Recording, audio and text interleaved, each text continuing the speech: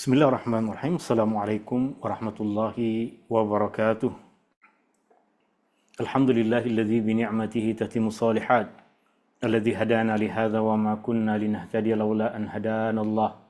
Asyhadu an la ilaha illallah wahdahu la syarika lah wa asyhadu anna Muhammadan abduhu wa rasuluh. Allahumma shalli ala Muhammad wa ala ali Muhammad kama shallaita ala ali Ibrahim innaka Hamidum Majid. Allahumma barik ala Muhammad wa ala ali Muhammad kama barakta ala ali Ibrahim innaka Hamidum Majid. Subhanaka la ilma lana illa ma 'allamtana innaka antas samiul alim. Allahumma inna nas'aluka 'ilman nafi'a wa rizqan thayyiba wa 'amalan mutaqabbala. Ya Allah, ya Rahmanu ya Rahim. Ya Allah, berkatilah umur kami. Ya Allah, berkatilah ahli keluarga kami. Ya Allah, berkatilah rezeki yang kau limpahkan kepada kami. Ya Allah, berkatilah ilmu yang kau ajarkan kepada kami. Ya Allah, berikanlah kepada kami ilmu yang bermanfaat. Ya Allah, berikanlah kepada kami rezeki yang halal dan baik. Ya Allah, kurniakanlah kepada kami amal ibadah yang kau terima. Ya Allah, ampunilah dosa kami. Ya Allah, ampunilah dosa ibu bapa kami. Ya Allah, ampunilah dosa kami. Ya Allah, ampunilah dosa ahli keluarga kami. Ya Allah, ampunilah dosa kami. Ya Allah, ampunilah dosa sahabat-sahabat kami. Ya Allah, jauhkanlah kami dari segala kesusahan di dunia dan di akhirat. Ya Allah, permudahkanlah urusan kami. Ya Allah, berkatilah usaha kami. Rabbana atina fid dunya hasanah wa fil akhirati hasanatan wa qina azaban nar. Wa sallallahu ala nabiyyi Muhammadin walhamdulillahi rabbil alamin. Tuan-tuan, puan-puan, hadirin yang dirahmati Allah Subhanahu wa taala, ini adalah perjumpaan kita yang ketujuh dalam ayat dan hikmah surah An-Nur, di mana tafsir Al-Imam Ibn Katsir adalah tafsir yang menjadi rujukan utama kita di dalam majlis ilmu ini.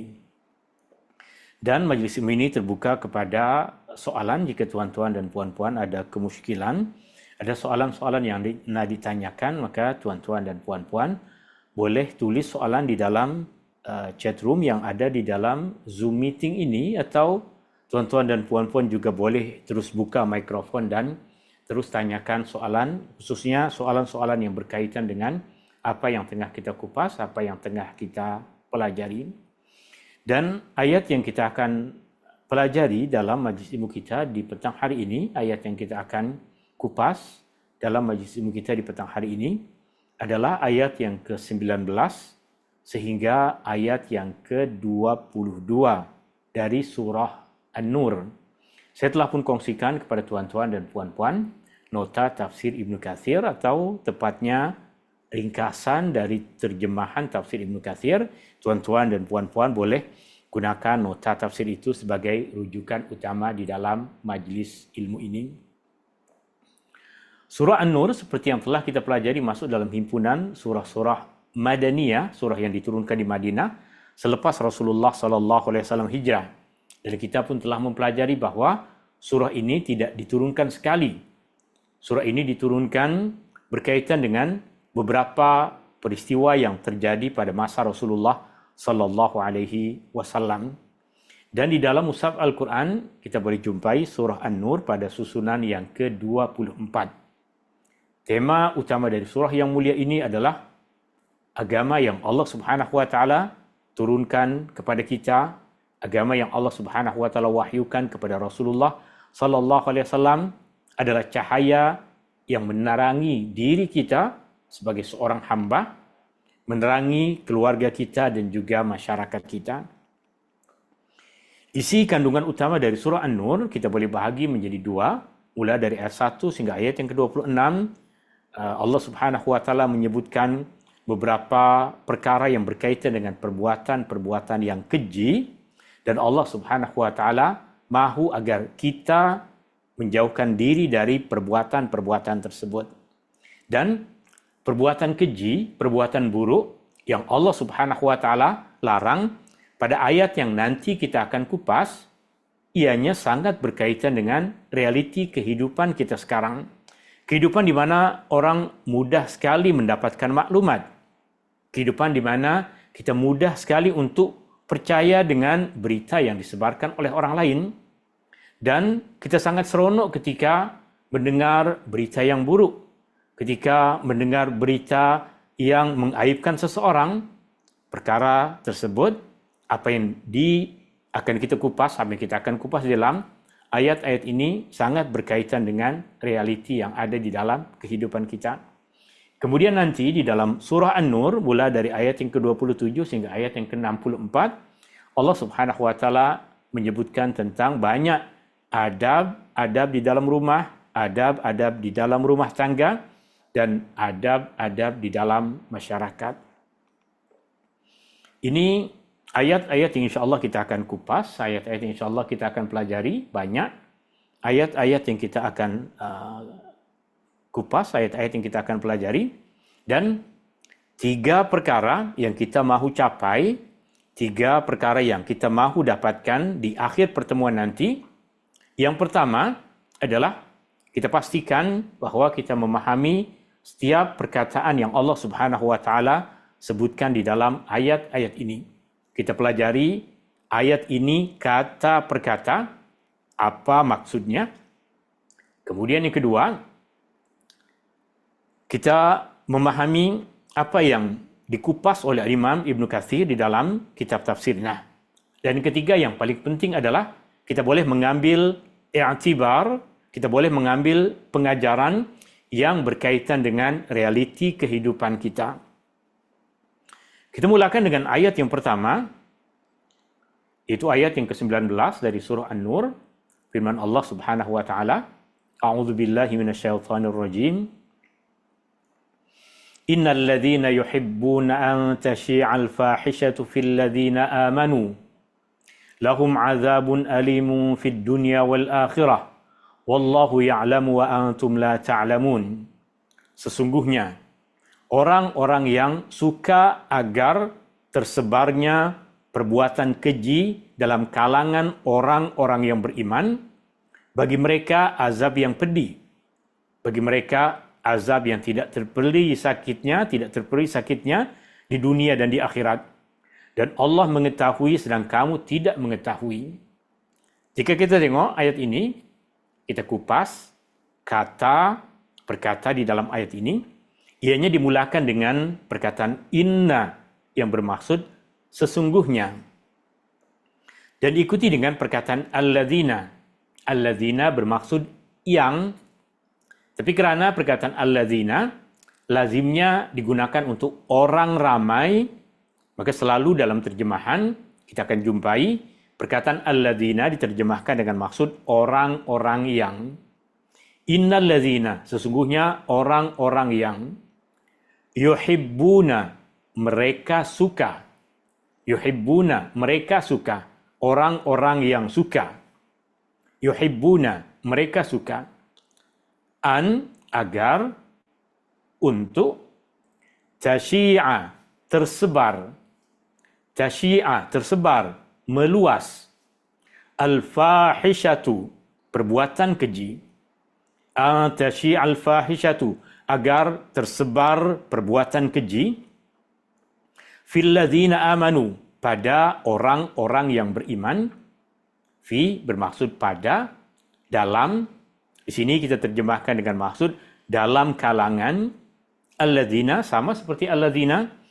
Pada perkataan yang kedua di dalam ayat ini, alladzina bermaksud yang. Tapi kerana kita tahu perkataan alladzina lazimnya digunakan untuk maksud orang ramai, maka dalam terjemahan selalu kita terjemahkan dengan maksud orang-orang yang. Amanu, mereka beriman. Amanu, mereka beriman.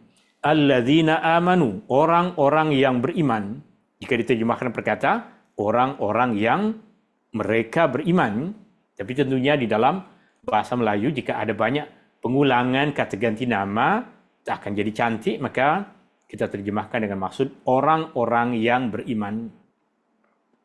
Lahum, bagi mereka. Azabun alim. Azab bermaksud azab, siksa. Alim bermaksud menyakitkan. Alim bermaksud menyakitkan. Membuat orang yang terkena azab tersebut merasa sakit, merasa pedih.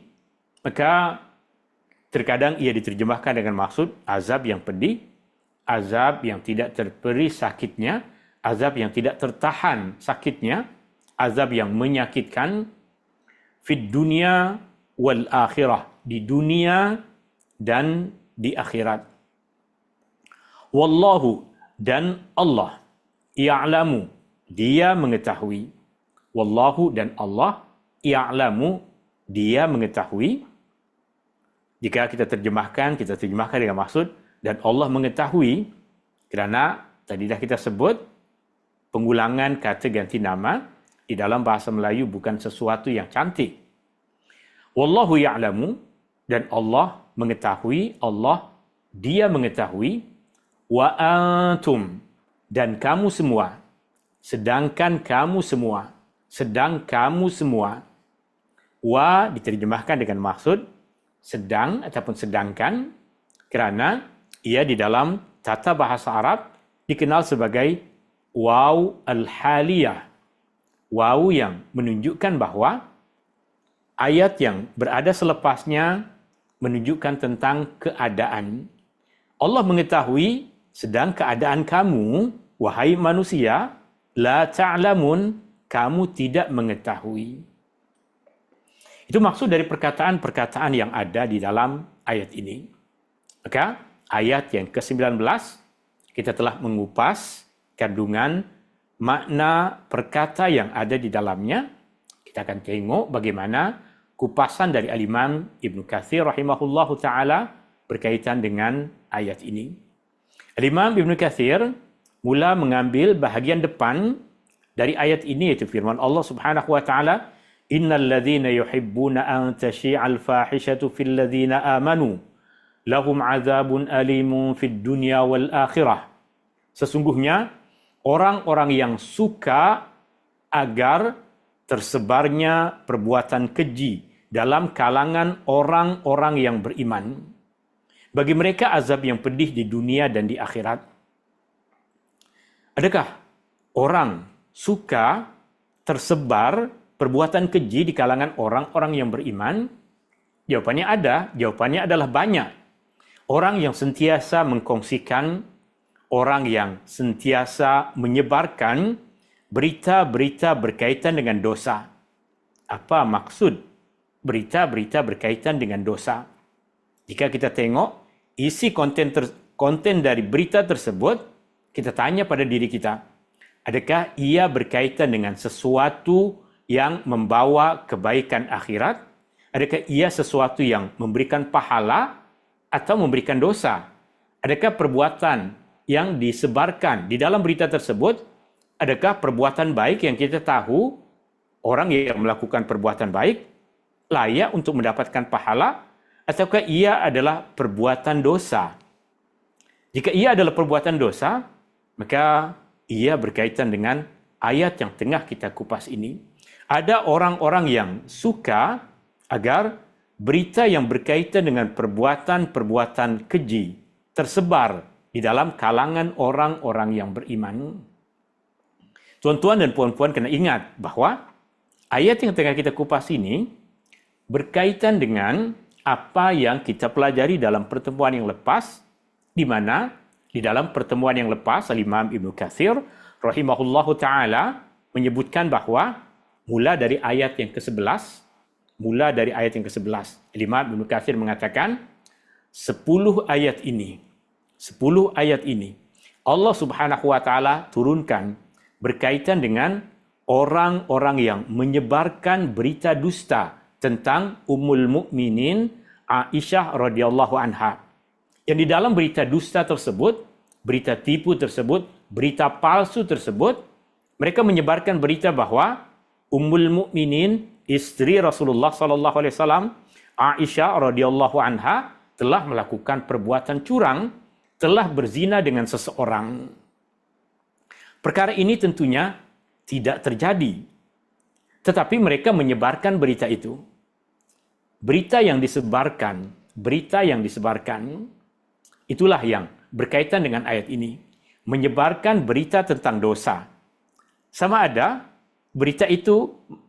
perkara yang ada di dalam berita tersebut betul-betul terjadi dalam dunia nyata ataupun tidak, itu dinamakan menyebarkan berita tentang perbuatan keji. Dan tentunya pada berita yang mereka sebarkan berkaitan dengan Ummul Mukminin, Allah memberikan kesaksian di dalam ayat-ayat yang telah kita baca bahwa ia adalah satu dusta. Maknanya, apa yang mereka tuduh, apa yang mereka sebarkan berkaitan dengan Ummul Mukminin, sesuatu yang tidak terjadi dalam dunia nyata. Sehingga ayat yang tengah kita bahas ini bukan sahaja berkaitan dengan orang-orang yang menyebarkan perbuatan keji. Maksud orang-orang yang menyebarkan perbuatan keji adalah orang-orang yang menyebarkan kemungkaran, menyeru untuk melakukan dosa.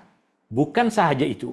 Bukan saja orang yang melakukan dosa, bukan saja orang yang menyeru untuk melakukan dosa, tapi juga berkaitan dengan orang-orang yang menyebarkan berita tentang dosa yang dilakukan oleh orang lain. Menyebarkan berita tentang dosa yang dilakukan oleh orang lain.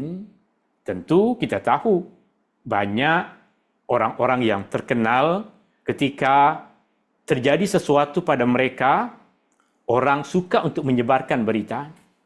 Sekarang kita dah tahu bahwa dalam agama menyebarkan berita yang isi dari berita tersebut adalah tentang dosa, adalah perkara yang diharamkan.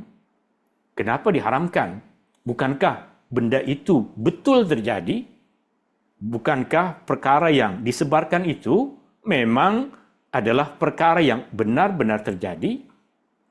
Yang dilarang di dalam ayat ini adalah menyebar berita tentang perbuatan keji, menyebar berita tentang dosa. Sama ada perbuatan keji tersebut benar terjadi ataupun tidak. Benar terjadi ataupun tidak, ia adalah perbuatan dosa. Maaf, tuan-tuan dan puan-puan yang dirahmati Allah Subhanahu wa Ta'ala. Contoh, kita ambil sebuah contoh. Ketika ada orang tangkap gambar kita dalam keadaan tak elok. Ada orang tangkap gambar kita dalam keadaan tak elok. Tentunya gambar tersebut menunjukkan perbuatan yang buruk, perbuatan yang keji. Adakah kita suka agar gambar tersebut tersebar? Tentu tidak. Sama ada perbuatannya terjadi ataupun tidak, kita tak suka jika sesuatu yang buruk berkaitan dengan diri kita tersebar. Maka itu di antara perkara pertama yang mahu dikupas di dalam ayat ini, agar kita tidak menyebarkan keburukan tentang orang lain. Sebab orang-orang yang suka menyebarkan keburukan tentang orang lain, Rasulullah SAW memberikan ancaman. Allah mesti akan cari keburukan dia dan Allah Maha mengetahui. Allah akan cari keburukan dia dan Allah Subhanahu wa Ta'ala akan burukkan nama dia meskipun dia tidak keluar dari rumah. Hati-hati tuan-tuan dan puan-puan berbicara tentang keburukan orang lain, berbicara tentang rumah tangga orang lain, berbicara tentang kehidupan orang lain, berbicara tentang dosa, kesalahan, perbuatan keji, perbuatan buruk yang dilakukan oleh orang lain. Allah akan sebarkan keburukan kita. Dalam ayat ini, innal ladzina yuhibbuna an tasyi'al fahisyah. Sungguh orang-orang yang suka agar tersebarnya perbuatan keji. Dah tentu, keadaan yang pertama, orang yang menyebarkan perbuatan keji adalah orang yang mengajak, orang yang menyeru untuk melakukan dosa. Itu dah tentu. Mereka mesti akan mendapatkan azab jika mereka tidak bertaubat. Tapi ayatnya bukan sahaja pada orang yang mengajak, orang yang menyeru untuk melakukan dosa, tapi orang yang suka menyebarkan berita tentang dosa. Maka sekarang tuan-tuan dan puan-puan, stop, berhenti. Apa sahaja pesan-pesan dalam media sosial yang berkaitan dengan dosa, stop. Berhenti. Jangan sebar, jangan kongsikan. Kita tukar kepada keadaan yang baik.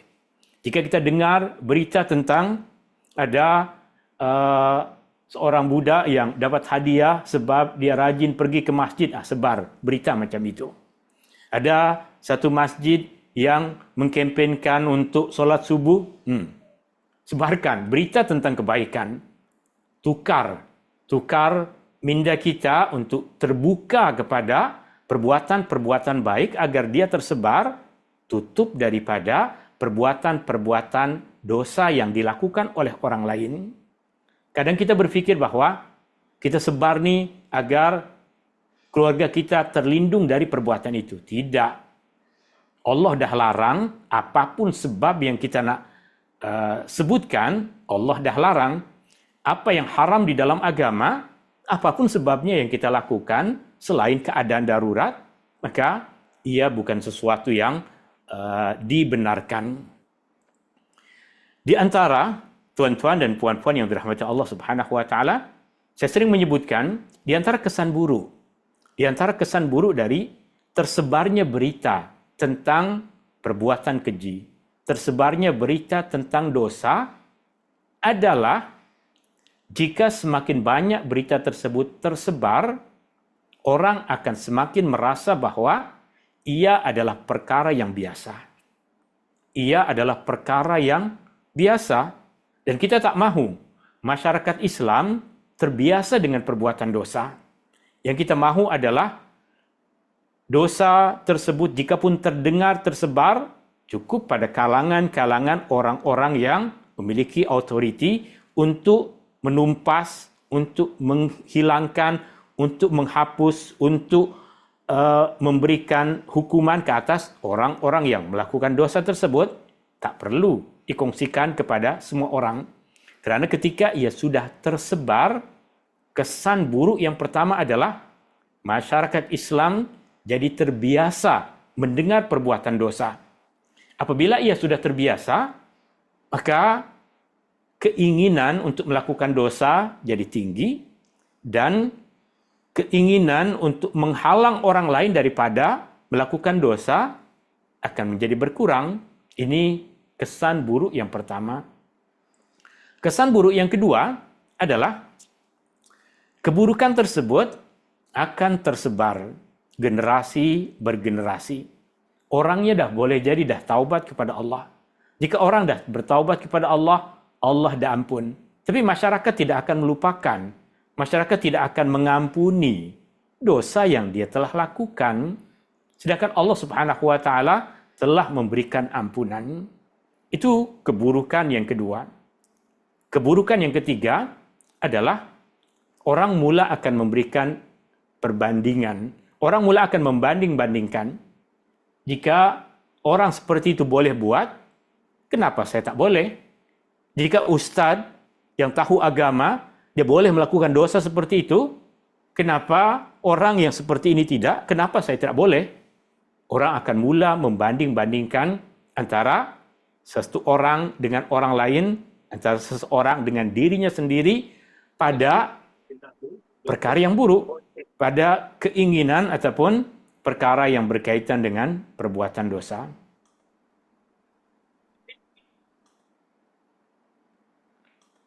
Kita tengok apa yang dikupas oleh Imam Ibn Katsir rahimahullahu taala rahmatan wasi'ah. Beliau mengatakan, ini adalah teguran yang ketiga bagi sesiapa yang mendengar ucapan buruk, maksudnya berita buruk, berita tentang dosa, berita tentang perbuatan tak elok yang dilakukan oleh orang lain, lalu terlintas sesuatu dalam fikirannya, kemudian dia sebarkan berita ini. Allah memberikan teguran, Allah memberikan ancaman.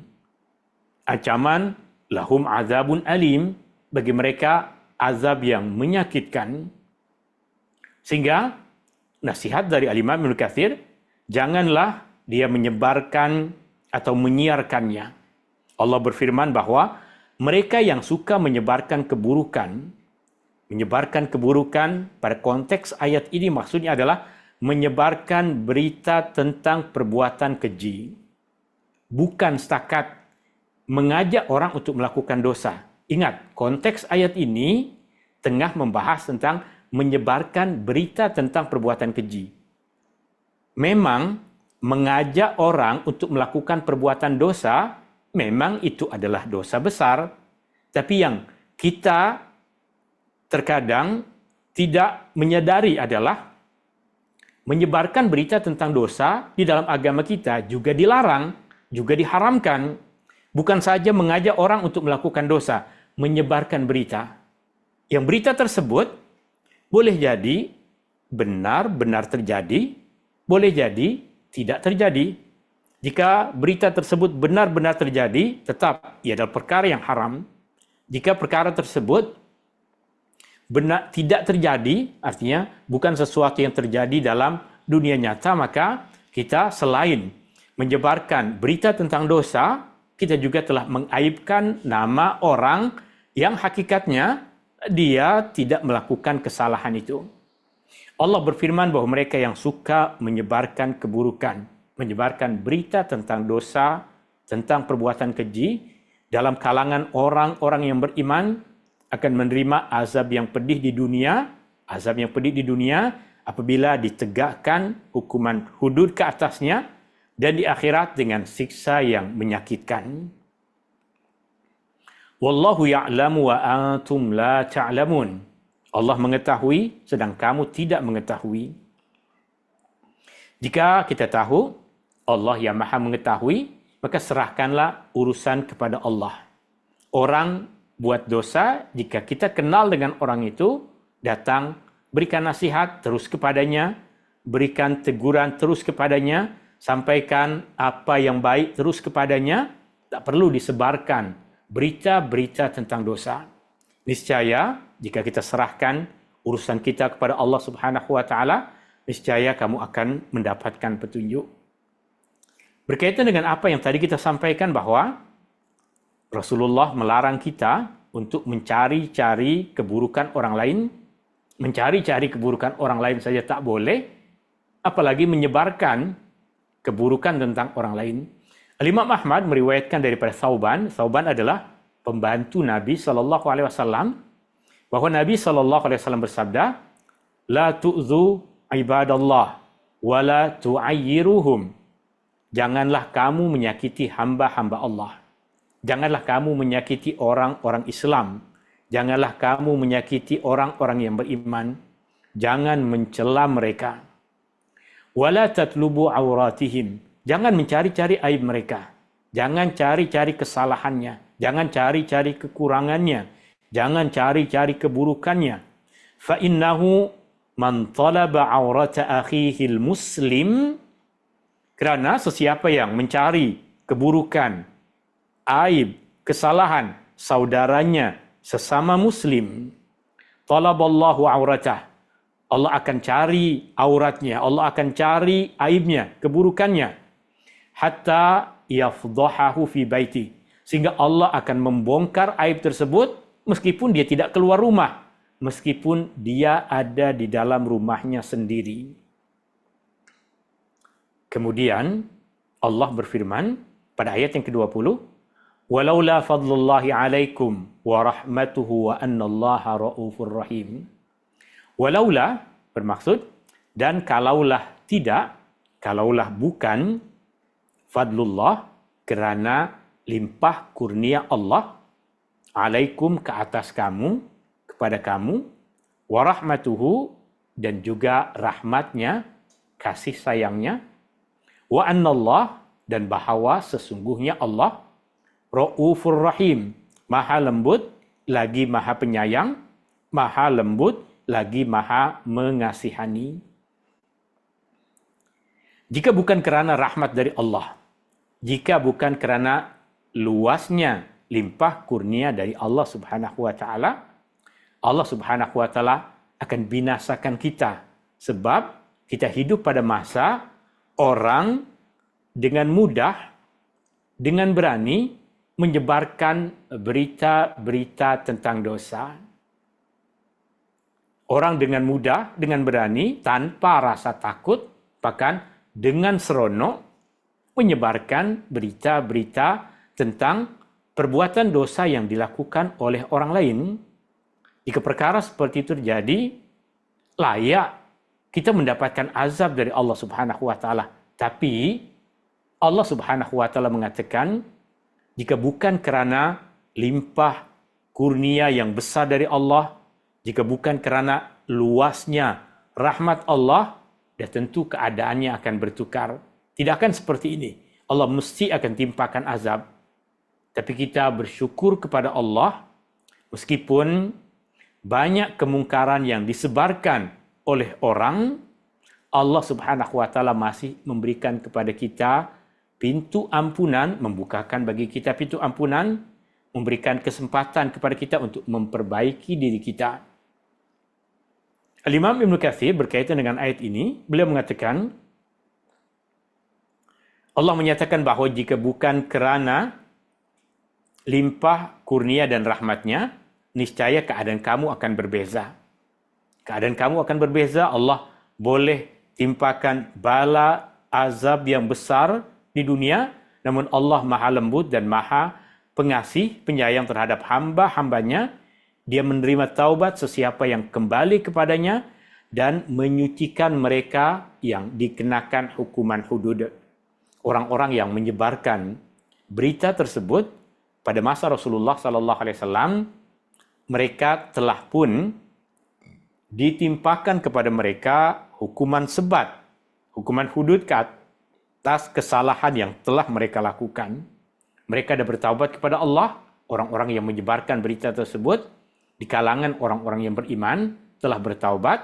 Adapun di kalangan orang-orang munafik, mereka tidak bertaubat dan mereka mati dalam keadaan tidak bertaubat, mereka mati dalam keadaan tidak beriman. Kita masuk pada ayat 21. Allah Subhanahu wa taala berfirman, "Ya ayyuhalladzina amanu la tattabi'u khutuwatis syaitan wa may yattabi' khutuwatis syaitani fa innahu ya'muru bil fahsya'i wal munkar." Ya ayyuhalladzina amanu, wahai orang-orang yang beriman. Alladzina bermaksud yang, jadi kita dah tahu kenapa diterjemahkan dengan maksud orang-orang yang. Amanu bermaksud mereka beriman. Ketika dihimpunkan ungkapan ini, maka kita ringkaskan terjemahannya menjadi wahai orang-orang yang beriman. La tattabi'u, jangan kamu menurut, jangan kamu mengikuti khutuwat, langkah-langkah. Khutuwat, jejak langkah. Asyaitan, syaitan. Jangan kamu mengikuti jejak langkah syaitan. Jangan kamu mengikuti langkah-langkah syaitan. Perkataan khutuwat adalah perkataan dalam bentuk plural, dalam bentuk jamak. Ia kita kesan pada alif dan ta di akhir perkataan ini. Khutuwat, jika satu langkah, satu sahaja dalam bahasa Arab dinamakan khutwah. Khutwah, satu langkah. Sedangkan di dalam ayat ini, ianya diungkapkan dengan khutuwat, langkah-langkah, banyak langkah, jejak langkah, jejak langkah. Ia menunjukkan kepada kita bahawa syaitan ketika dia mahu menyesatkan seorang hamba, dia tidak akan terus membawa hamba tersebut dari keadaan baik terus melakukan perbuatan dosa besar. Tapi syaitan akan membawa dia langkah demi langkah, sedikit demi sedikit. Mula tertarik kita dengan membaca berita tentang pergaduhan, pertikaian, tentang dosa, kesalahan yang dilakukan oleh orang lain, mula tertarik, mula tertanam keseronokan di dalam diri kita melakukan perbuatan tersebut, mencari-cari berita tentang kesalahan dan kesilapan orang lain. Dan kita merasa bahawa setiap kali kita membaca, kita bersyukur, Alhamdulillah saya tak buat ini, Alhamdulillah tak buat ini, Alhamdulillah tak buat itu. Cari lagi dosa yang dilakukan oleh orang lain. Alhamdulillah keluarga saya tak buat macam ini. Alhamdulillah anak-anak saya tak macam ini. Tapi hakikatnya kita tengah mengikuti langkah-langkah syaitan, membaca berita tentang dosa-dosa dan kesalahan perbuatan mungkar, perbuatan keji yang dilakukan oleh orang lain. Kemudian kita akan terbawa kepada langkah yang kedua. Saya pun mahu agar kawan saya tahu tentang maklumat ini, agar dia boleh jaga ahli keluarganya sehingga tak jatuh dalam perbuatan dosa itu. Mula kita sebar, sempurnalah apa yang terjadi pada diri kita, melanggar apa yang Allah larang pada ayat yang ke-19 tadi. Bermula dari keseronokan, membaca satu maklumat, satu berita, sampai kepada keadaan yang terakhir, kita sebar, kita kongsi. Jika kita dah kongsi, kita dah masuk kepada golongan orang-orang yang Allah Subhanahu wa taala sebutkan larangannya di dalam ayat yang ke-19 tadi. Wa may yattabi' khutuwati syaitan, dan sesiapa yang turut, sesiapa yang ikut khutuwati syaitan, langkah-langkah syaitan, jejak-jejak langkah syaitan, fa innahu, kerana sesungguhnya, maka sesungguhnya dia, itu syaitan, ya'muru, menyuruh, bil fahsya, kepada perbuatan keji, wal munkar, dan perbuatan yang mungkar. Tapi tidak akan terus. Syaitan suruh buat keji dan mungkar, syaitan akan menggunakan langkah-langkah. Satu langkah demi langkah-langkah yang lain. Dan jejak langkah syaitan adalah, yaitu jalan dan arahan syaitan. Sesiapa yang mengikutinya, maka dia akan jatuh terjerumus dalam perbuatan keji dan mungkar. Ini adalah peringatan yang paling fasih, ringkas dan indah. Allah sebutkan agar kita tidak mengikuti jejak langkah syaitan. Ali bin Abi Thalib meriwayatkan daripada sahabat Nabi SAW, Abdullah ibn Abbas radhiyallahu anhuma, khutuwatu syaitan bermaksud perbuatan syaitan. Ikrimah mengatakan khutuwat syaitan maksudnya adalah bisikan syaitan. Qatadah berkata setiap maksiat adalah bahagian daripada jejak langkah syaitan. Apa yang diriwayatkan daripada Qatadah ini adalah makna yang paling luas. Segala perkara yang membawa kepada maksiat, segala perkara yang membawa kepada dosa adalah bahagian dari jejak langkah syaitan. Imam Ibnu Katsir menyebutkan beberapa contoh keadaan yang disebutkan, itu hanya sebahagian dari contoh dari jejak langkah syaitan. Pada ayat ini, pada ayat 21 ini Allah Subhanahu wa taala berfirman, "Walaula fadlullahi 'alaikum wa rahmatuh." Walaula, dan kalaulah bukan, kalaulah tidak, fadlullah, kerana limpah kurnia Allah, 'alaikum, bagi kamu, kepada kamu, ke atas kamu, wa rahmatuhu, dan juga rahmatnya, ma zaka minkum min ahadin abada. Ma zaka, tidak akan bersih. Ma zaka, tidak akan bersih. Tidak bersih, tidak suci. Minkum, sesiapapun di antara kamu. Min ahad, sesiapapun, seseorang pun, abadan, selama-lamanya. Artinya jika bukan kerana limpah kurnia dari dan rahmat Allah, tidak akan ada sesiapapun manusia yang bersih. Kita ada dosa, ada kesalahan. Imam Asy-Syafi'i rahimahullahu ta'ala pernah mengatakan, lisanaka la tadhkur bihi awrata mri'in fa kulluka awratun walin nasi al-sunu. Jaga lidahmu, jangan kau ceritakan keburukan orang lain. Semua kamu ada keburukan, dan orang lain pun ada lisan, ada mulut. Jika kita tak jaga mulut kita, Allah akan buka keburukan kita dan perkenankan kepada orang lain, membiarkan orang lain untuk menyebarkan tentang keburukan kita. Tapi Allah Maha Pemurah, Allah memiliki limpah kurnia yang besar, sehingga Allah Subhanahu wa taala membersihkan dan menyucikan sesiapa yang Allah kehendaki.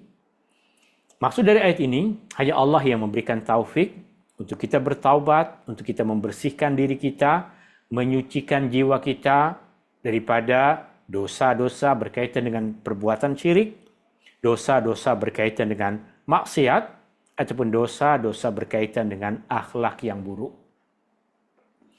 Walakin Allah yuzakki man yasha. Tetapi Allah yuzakki, dia menyucikan, dia membersihkan man yasha, sesiapa dia mahu, sesiapa dia kehendaki. Wallahu, dan Allah sami'un, maha mendengar, alimun, maha mengetahui. Dan Allah maha mendengar segala ucapan hambanya, apa yang dikatakan oleh manusia, dan mengetahui siapa yang layak menerima petunjuk dan sesiapa yang layak untuk tersesat. Ayat terakhir, ayat yang ke-22, mengajarkan kepada kita tentang banyak perkara untuk menyikapi tentang kesalahan dan dosa yang telah dilakukan oleh orang lain. Orang yang telah bertaubat dari dosa dan kesalahan, Allah mesti menerima taubatnya. Pada masa Rasulullah SAW, banyak orang yang melakukan dosa. Orang-orang yang telah bertaubat, Allah mesti memberikan taubat. Jika kita katakan semua dosa-dosa besar yang disebutkan di dalam Al-Quran telah dilakukan pada masa Rasulullah SAW, dan kebanyakan dari mereka bertaubat kepada Allah, Allah terima taubat mereka. Jika sudah bertaubat, kita pun perlu mengubah sikap kita kepada mereka.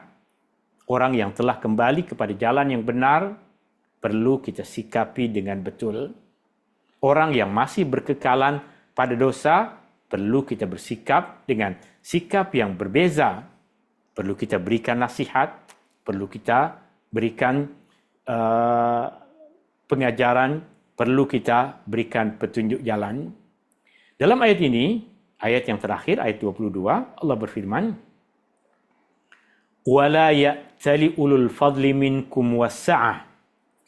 Wala, dan janganlah, ya'tali, bersumpah, dan janganlah bersumpah.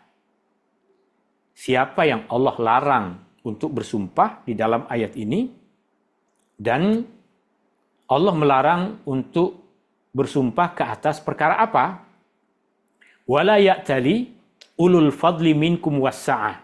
Ulul fadli adalah orang-orang yang memiliki kelebihan harta misalnya, kelebihan ilmu misalnya, wassa'ah, dan memiliki kelapangan, keluasan. Janganlah orang-orang yang mempunyai kelebihan dan kelapangan, janganlah bersumpah. Ay yu'tu ulil qurba, bersumpah untuk tidak memberi kepada kaum kerabat. Janganlah bersumpah untuk tidak memberi kepada kaum kerabat, ataupun kepada orang-orang miskin, ataupun wal muhajirina fi sabilillah, ataupun orang-orang yang telah hijrah di jalan Allah. Pada masa Rasulullah, orang yang berhijrah maksudnya adalah berhijrah dari Mekah ke Madinah. Tapi dalam realiti kita sekarang adalah orang yang dah bertaubat, orang yang dah berhijrah. Orang yang dulu mungkin terkenal banyak melakukan perbuatan yang buruk, tapi sekarang telah bertaubat. Maka jangan kita, orang yang memiliki keluasan ilmu, keluasan harta, memiliki kemudahan, jangan bersumpah untuk tidak memberikan bantuan kepada mereka. Artinya, saya dah bersumpah, orang yang telah melakukan perbuatan macam itu, memang saya tidak akan berikan bantuan kepadanya. Saya tidak akan memberikan ilmu kepadanya, tidak akan memberikan sedekah kepadanya. Tapi orang yang dah bertaubat, apapun masa lalu mereka, patutnya kita bantu mereka agar mereka betul berpijak di jalan yang lurus. Dan janganlah orang-orang yang mempunyai kelebihan dan kelapangan bersumpah untuk tidak memberi kepada kaum kerabat, orang miskin, dan orang yang berhijrah di jalan Allah. Meskipun dahulu mereka ada masa lalu yang hitam, masa lalu yang gelap, masa lalu yang buruk. Allah melarang, kata Imam Ibn Katsir, orang yang berharta dan memiliki sifat ihsan daripada bersumpah untuk tidak memberi memberi sedekah, memberi bantuan, memberi kemudahan kepada kaum kerabat, kepada orang miskin, kepada orang-orang yang telah berhijrah. Ini menunjukkan kelembutan dan dorongan untuk menyambung silaturahim, meskipun mereka telah terjatuh pada kesilapan dan keburukan. Karenanya Allah berfirman di dalam ayat ini, wal ya'fu wal yasfahu. Hendaklah mereka memaafkan dan berlapang dada. Ala tuhibbuna ayyaghfirallahu lakum? Tidakkah kamu suka jika Allah memberikan ampunan kepada kamu?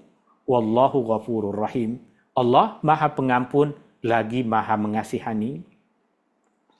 Hendaklah mereka memaafkan dan berlapang dada terhadap kesalahan dan gangguan yang telah berlaku, yang telah dilakukan oleh orang lain tadi. Ini adalah bukti kelembutan dan kasih sayang Allah terhadap hamba-hambanya, walaupun mereka telah buat dosa, walaupun mereka telah menganiaya dan menzalimi diri mereka sendiri. Dan ayat ini diturunkan berkaitan dengan Abu Bakar As-Siddiq radhiyallahu an. Bukan dia seorang, banyak sahabat-sahabat yang lain, tapi di antara kisah yang paling nyata ada pada masa itu adalah kisah Abu Bakar As-Siddiq radhiyallahu an. Beliau pernah bersumpah untuk tidak memberi nafkah kepada Mistah bin Utsatsah setelah Mistah terlibat dalam penyebaran fitnah terhadap Aisyah. Siapa Mistah bin Utsatsah? Mistah bin Utsatsah adalah seorang sahabat yang miskin dan masih kerabat kepada ibunda Abu Bakar. Kerabat kepada ibunda Abu Bakar As-Siddiq. Abu Bakar As-Siddiq radhiyallahu an, ketika Mistah hijrah ke Madinah, Abu Bakar As-Siddiq adalah orang yang sentiasa memberikan bantuan kepada Mistah. Mistah nama lelaki. Mistah bin Utsatsah. Abu Bakar sentiasa memberikan bantuan kepada Mistah. Artinya, nafkah hidup keseharian Mistah ditanggung oleh Abu Bakar. Sehinggalah Mistah masuk dalam golongan orang-orang yang menyebarkan berita dusta tentang Aisyah. Siapa Aisyah? Istri Nabi SAW. Siapa Aisyah? Anak kepada Abu Bakar. Maka ketika Abu Bakar tahu bahwa orang yang selama ini dia bantu menikam dia dari belakang dengan menyebarkan berita buruk tentang anak kandungnya, maka Abu Bakar terus bersumpah, demi Allah, saya tidak akan memberikan bantuan lagi kepada Mistah. Itu yang dikatakan oleh Abu Bakar ketika tahu bahwa Mistah masuk dalam golongan orang-orang yang menyebarkan berita buruk tentang Aisyah. Namun setelah Allah menurunkan ayat tentang pembebasan terhadap Aisyah, Allah sucikan nama baik Aisyah, dan setelah jiwa orang-orang yang beriman menjadi tenang, selepas kes ini ditutup oleh Allah Subhanahu wa taala, serta hukuman hudud telah dilaksanakan ke atas pelaku. Mistah pun terkena hukuman tersebut sebab dia masuk dalam golongan orang yang menyebarkan berita fitnah tadi.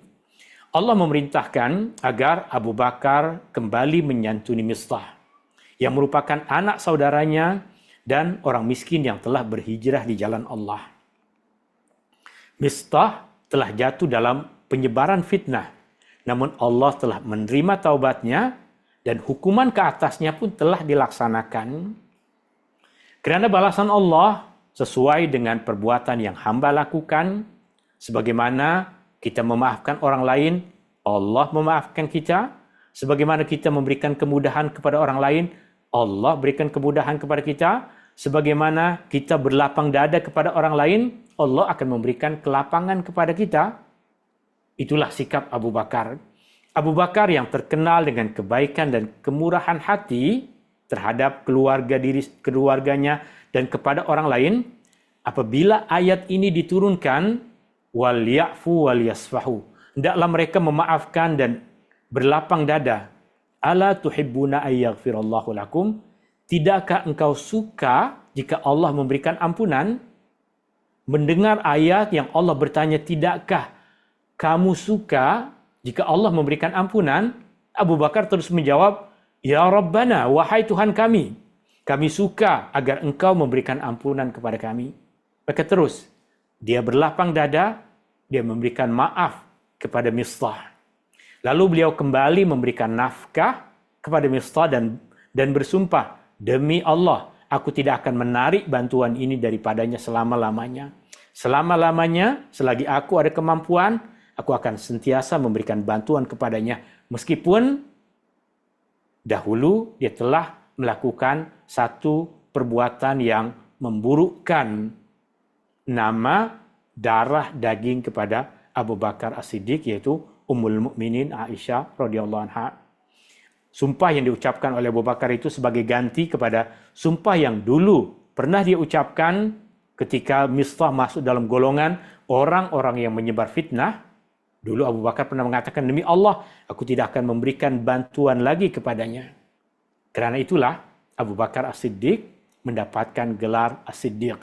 Karena dia sentiasa membenarkan apa yang Allah Subhanahu wa taala turunkan. Ketika Allah suruh untuk memberikan maaf, dia terus memberikan maaf. Ketika Allah larang dia untuk bersumpah pada perkara yang buruk, dia segera bersumpah dengan perkara yang baik. Layak dia untuk mendapatkan gelar As-Siddiq radhiyallahu an. Tuan-tuan dan puan-puan yang dirahmati Allah Subhanahu wa taala, ini yang boleh saya kupas dalam majlis ilmu kita di petang hari ini. Pengajaran yang pertama, jangan menjadi penyambung lidah fitnah atau keburukan. Jika sampai kepada kita berita tentang perbuatan dosa, stop, jangan kongsi, jangan sebarkan. Jika sampai kepada kita berita tentang kebaikan, kongsikan kepada orang lain. Kongsikan kepada orang lain berita-berita tentang kebaikan. Kenapa? Agar orang jadi selesa hidup, rasa masih banyak kebaikan di dunia ini. Yang kedua, menjaga kehormatan orang lain adalah jalan untuk kita menjaga kehormatan diri sendiri. Jangan mencela dan mencari keburukan orang lain. Jangan menyakiti sesama orang yang beriman. Pengajaran ketiga, memaafkan bukan tanda kelemahan, tapi menunjukkan kekuatan yang ada di dalam diri kita. Ia adalah jalan untuk menuju keampunan dari Allah Subhanahu wa taala dan kelapangan jiwa ini. Wallahu taala a'la wa alam, hadani Allah wa iyyakum ajma'in. Subhanakallahumma wa bihamdika asyhadu an la ilaha illa anta astaghfiruka wa atubu ilaik. Allahumma anfa'na bima 'allamtana. Dan seperti biasa sebelum kita tutup, ada pesan dari Bi'ana Home Quran. Tuan-tuan dan puan-puan dah mengaji hari ini. Jika sudah, alhamdulillah. Jika ada di antara tuan-tuan dan puan-puan, anak cucu yang masih kesusahan untuk membaca Al-Quran, sila hubungi nomor yang ada di sini. Dan insya Allah kami ada guru-guru yang boleh membantu untuk mengajar Al-Quran, sama ada secara dalam talian ataupun datang ke rumah atau ke pejabat tuan-tuan dan puan-puan. Syukran. Subhanakallahumma wa bihamdika asyhadu an la ilaha illa anta astaghfiruka wa atubu ilaik. Assalamualaikum warahmatullahi wabarakatuh. Waalaikumsalam warahmatullahi wabarakatuh. Jazakallah khairan. Syukran, Syukran, jazakumullah. Ustaz. Afwan.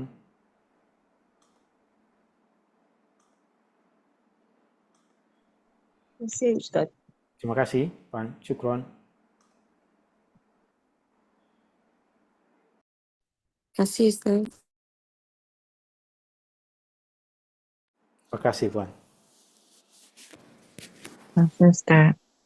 Afwan, jazakillah khairan.